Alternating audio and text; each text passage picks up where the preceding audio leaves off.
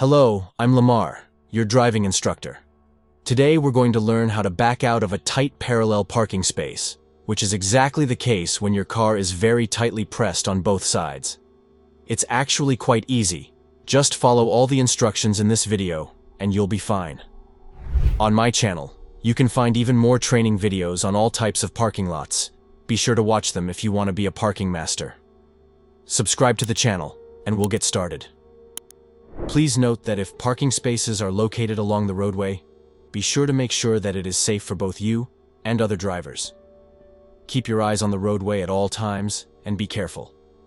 First of all, when you are being pressed very tightly on both sides, there is no point in trying to exit the first time, as you will hit the car in front of you with your front bumper. For novice drivers who are not yet fully aware of the dimensions of their car and are very afraid of hitting other cars, we recommend asking someone for help. We are sure that you will not be denied.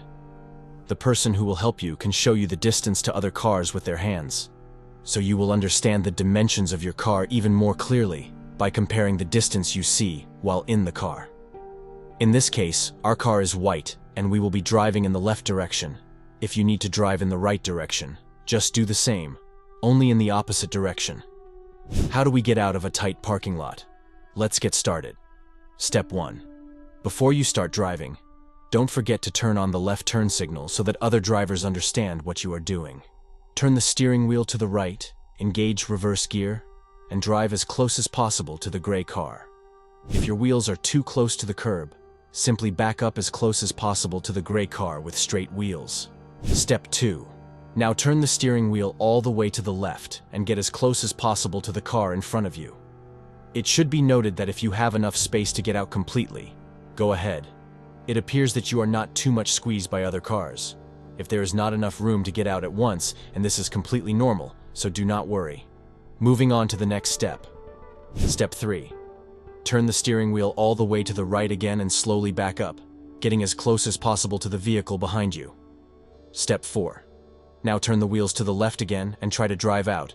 Usually 4 approaches should be enough for you. But if you still don't have enough space, repeat the previous steps again, moving forward and then backward. You will definitely reach the point where your car can leave. Congratulations! By following these instructions, you will now be able to get out of the most difficult places without any problems. If you're watching our video from a country where left-hand traffic and the steering wheel are on the right, just follow the steps in the mirror.